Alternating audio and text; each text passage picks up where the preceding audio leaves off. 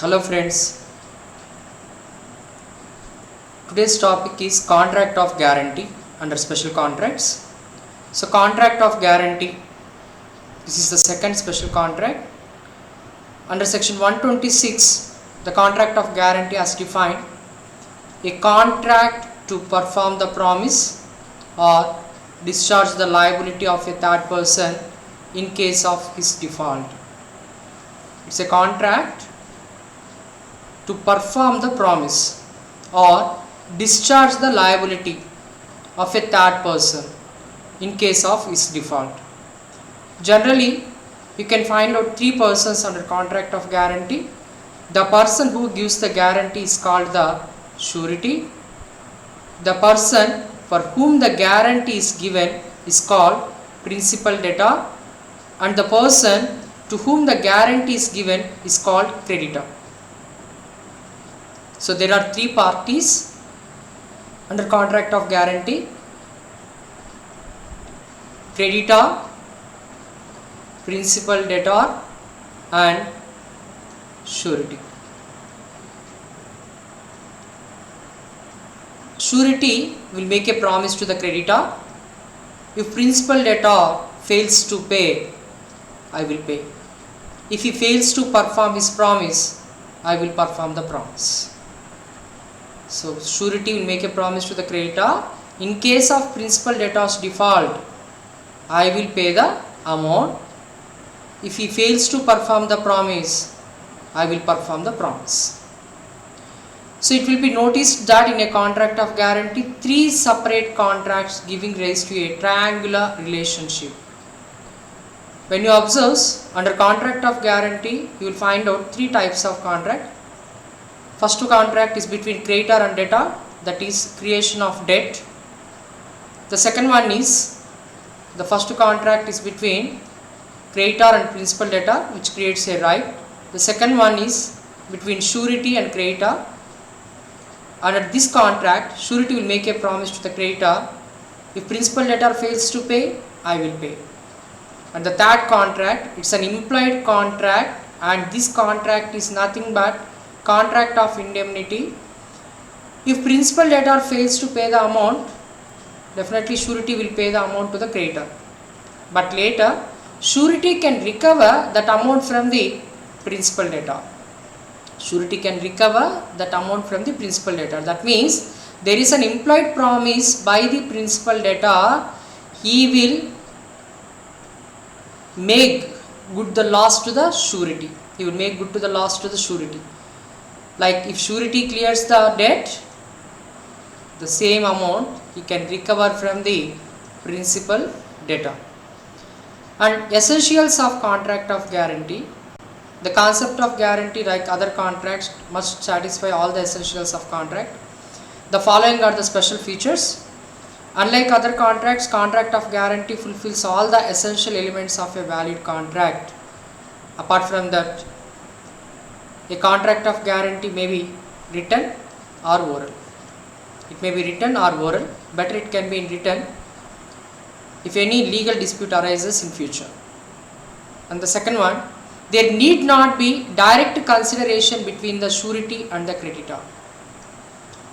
When you observe this triangular relationship between creditor and principal debtor and surety,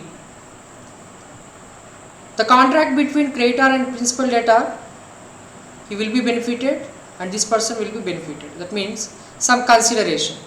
Creditor, he will pay the amount to the principal debtor. Principal debtor will make a promise to the creditor: I will return the amount along with the interest. So there must be consideration between these two persons. But when you observe relating to the surety, this person won't get anything out of this contract.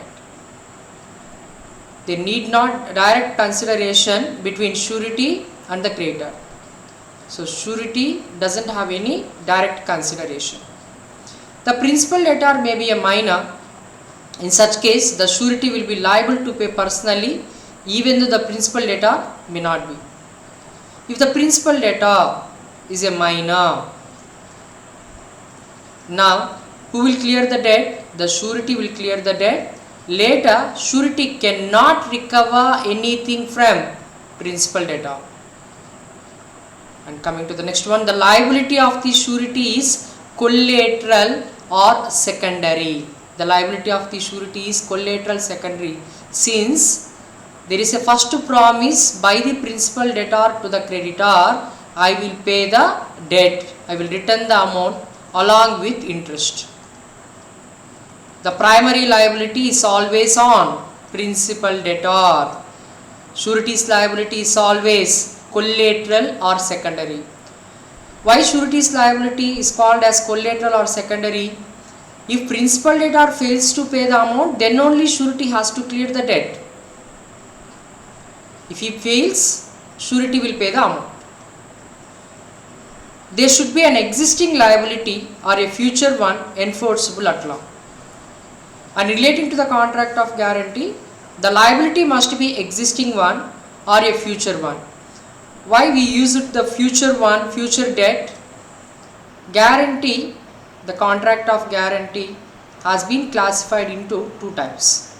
Number one, specific guarantee.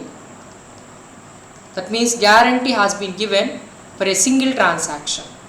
This is called specific guarantee. The another one is continuing guarantee.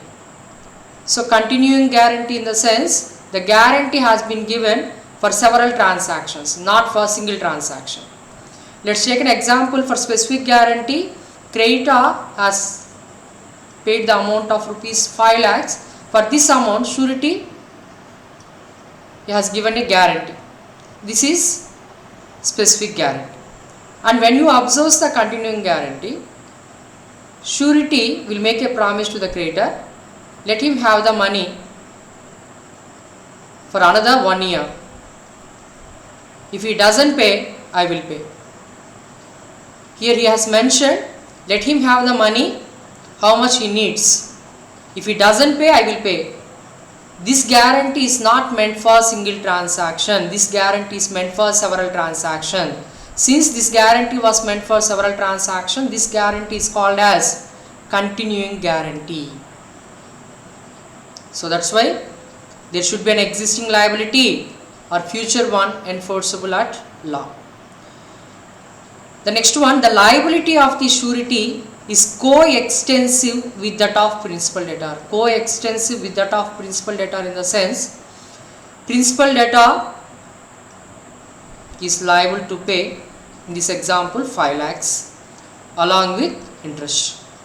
If principal debtor fails to pay, surety is liable to pay 5 lakhs along with interest. That means surety's liability is equal to principal debtor's liability. That means he is liable up to the liability of principal debtors, not more than that, not less than that. If principal debtor is liable to pay 5 lakhs plus interest, surety is liable to pay 5 lakhs plus interest.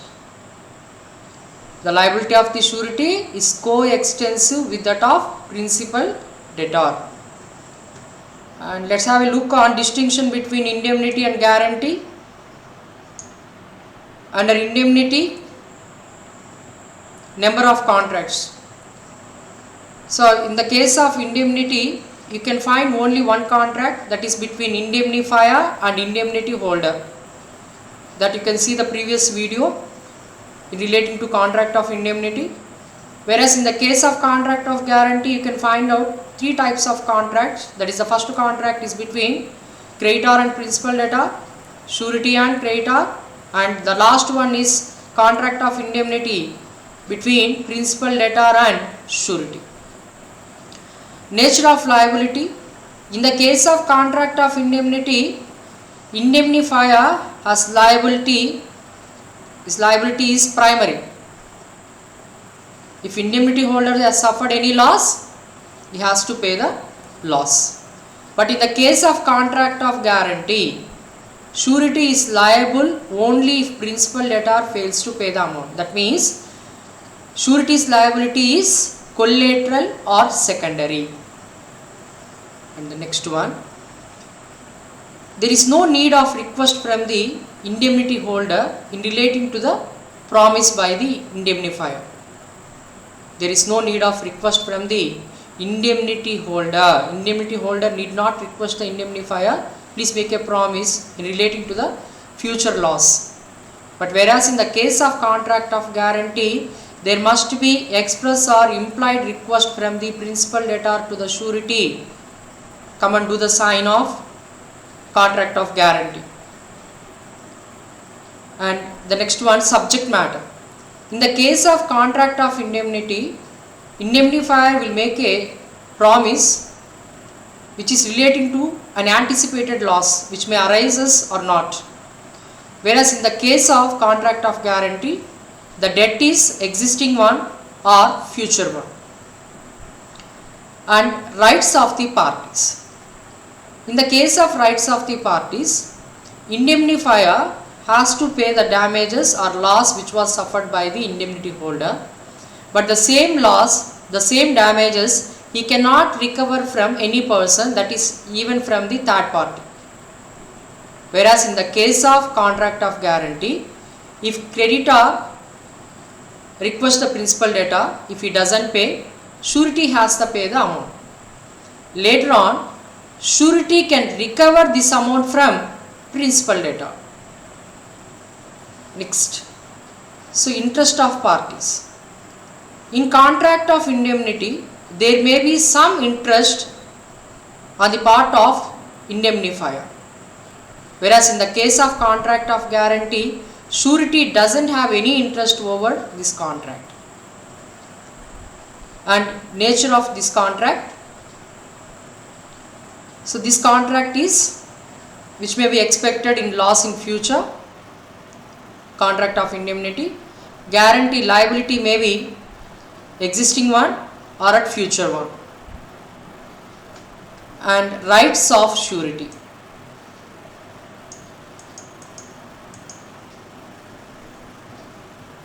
Rights against the principal debtor.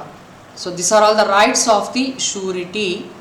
The first classification is rights against the principal debtor. Rights against the principal debtor. The first one is right of subrogation. Right of subrogation means stepping into the shoes of creditor. Stepping into the shoes of creditor. Creditor, principal debtor and surety. The debt of rupees 5 lakhs. Principal debtor has failed to pay the amount. Surety has cleared the amount. As soon as surety cleared the amount, he will step into the shoes of creditor. That means as soon as he cleared the debt, the creditor role is over. Surety will replaces the creditor. That means whatever the rights of creditor having against the principal debtor, it will be transferred in favor of surety. The rights of creditor will transfer to the surety. So this right is called right of subrogation. Right of subrogation. The second one is right of indemnity. So right of indemnity, you know that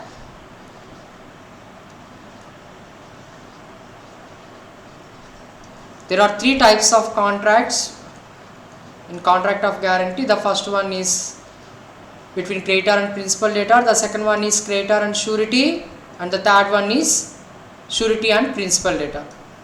The third one is right of indemnity. What is right of indemnity?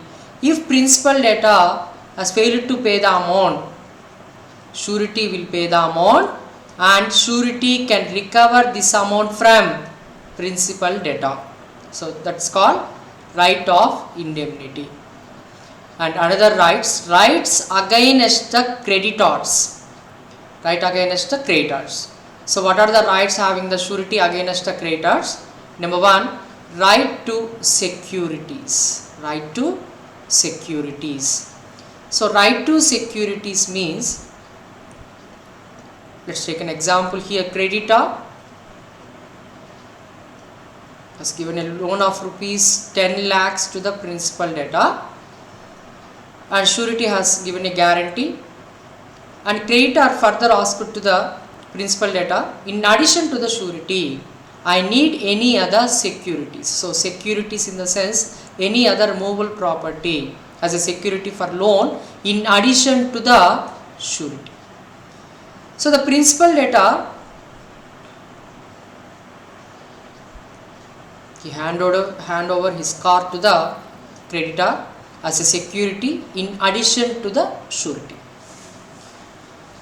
And as soon as surety cleared this debt to the creditor,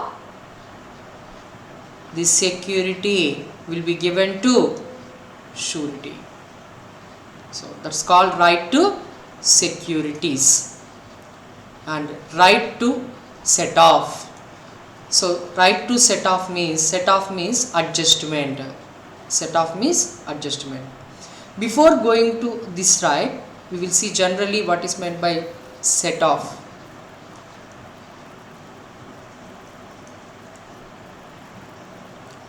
It's a general example. Creditor, principal debtor,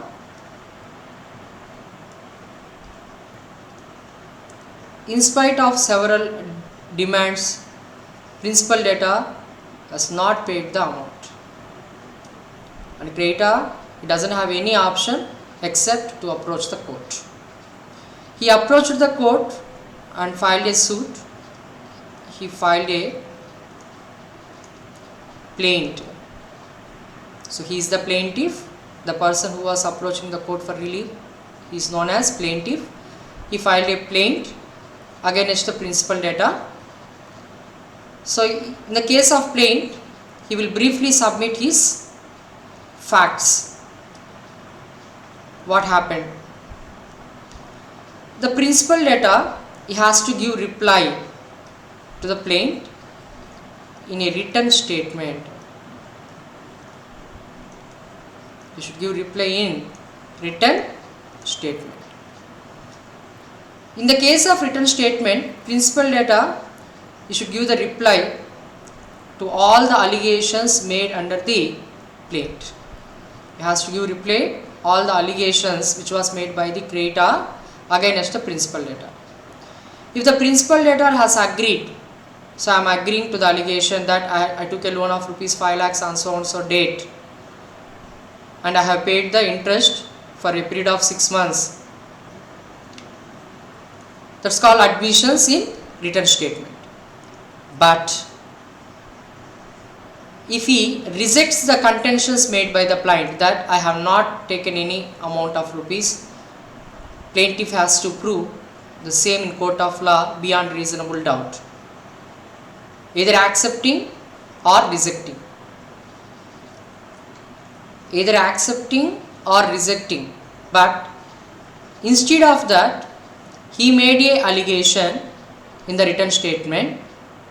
Yes, I am agreeing to allegation made by the creditor that I took a loan of rupees 5 lakh rupees from the creditor. But in the previous transaction, creditor is liable to pay 2 lakh rupees to me. So I have to pay 5 lakhs, but creditor have to pay 2 lakh rupees. Please adjust this amount. I will pay the rest of the amount. When he claims this kind of statement, this statement is called set off. Instead of that, if the principal debtor claims that creditor has to pay 6 lakhs, now it is called counter claim. This is called counter claim. I hope it's clear. This is set off, this is counter claim. This is general example which is not relating to the surety. If you clear this concept, then we will see the right of set off which was used by the surety against the creditor. So let's have a look on right to set off which was used by the creditor, which was used by the surety against the creditor.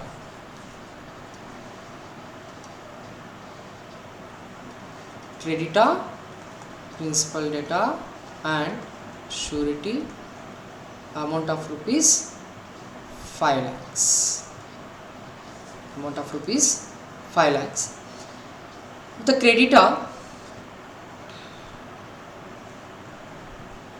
have paid 5 lakh rupees to the principal debtor. The same principal debtor failed to pay the amount 5 lakhs to the creditor. And creditor filed a suit against the surety. Since he has given a promise, if principal debtor fails to pay, I will pay. The creditor filed a suit against the surety. Now, its surety is done. He may approach the principal debtor. Is there any set off against the creditor? If you are having any set off or counter claim against the creditor. If the principal debtor said, yes, I am having set off against the creditor, I am having counter claim against the creditor, that set off or counter claim can be used by the surety. I hope it's clear. So when you clear the concept of set off or counter claim, and this one is very easy. Next, right against the co-sureties. So co-sureties means for single debt you are having more than one surety, they were called as a co-sureties. So surety 1, surety 2, surety 3, they are called as a co-sureties. So generally co-sureties are liable to pay the amount equally when they have not mentioned, when they have not fixed up their liability, that is the maximum amount of liability, all the co-sureties are equally liable. The first one is right to contribution. Right to contribution. Let's have a look on these two examples. The first example is A borrowed 10,000 from B. C, D, E gave a joint guarantee for the repayment of the loan. C, D and E have agreed among themselves that C will be liable for 25% of the amount of loan, D also for 25% and E for 50%. On the due date, A may default in the repayment of the loan. In this case, C is liable to pay 2,500, D is liable 2,500 and E is liable 5,000 rupees. So it is to be noted that where the co-sureties have agreed to guarantee different sums of one single debt to the principal debtor, even then they are liable to contribute equally subject to the maximum limit fixed by them. So even though the co-sureties have fixed their liability, so we are liable up to this amount, we are liable up to this amount, they have to pay equally up to the maximum level of guarantee. And when you go through this example, you will clear section 147. A borrowed 60,000 from B. A is the principal debtor, B is the creditor, C, D, E are the co-sureties. C undertook to be liable up to 10,000. The total debt is 60,000. C is liable up to 10,000. D is liable up to 20,000. E up to 30,000. C is liable up to 10,000.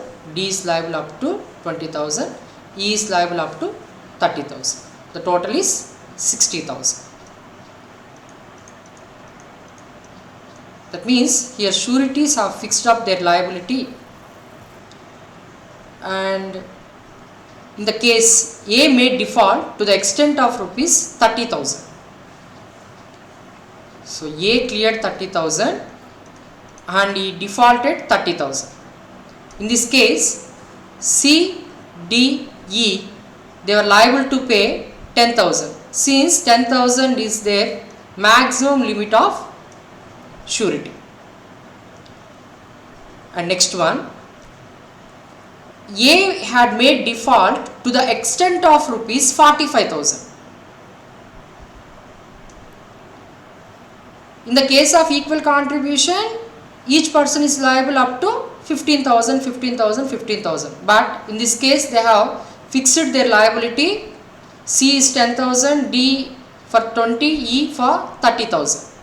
Now, C is liable to pay 10,000. The remaining 30,000, it has to be shared by D and E. That is 15,000 from D, 15,000 from E. Next. So therefore C is liable to contribute 10,000 and the remaining 35,000 will be contributed by D and E, that is 17,500 and 17,500 each. That is the maximum limit made by D and E. And if A made in default of the whole debt, if he made default in whole debt, that is 60,000, C, D, E are liable to pay 10,000, 20,000 and 30,000 respectively. See this example. So if A made default to the extent of rupees 45,000, C is liable up to 10,000. The remaining 35,000, it has to be shared by D and E, that is 17,500 from D and he can recover 17,000 from E. If A, he failed to pay entire 60,000 amount, C is liable to pay 10,000, D is liable to pay 20,000, E is liable to pay 30,000. And this last one, right to recover amount in case of release by creditor. So what is release by creditor? So let's take this example, creditor and principal debtor, and the amount is 3 lakh rupees. For this 3 lakh rupees, there are 3 sureties: surety 1, surety 2, surety 3. So in this case, if the creditor has released the first surety, he said you need not pay the amount. Now the entire 3 lakhs has to be paid by B and C. Once they have paid the 3 lakh rupees to the creditor, these two persons can recover A's contribution. That means each person, they have signed for 1 lakh, 1 lakh, 1 lakh. Now A and B can recover from 1 lakh from A, who was released by the creditor. In next class, we will see discharge of surety. So if you like this video, like, share and don't forget subscribe. See you friends.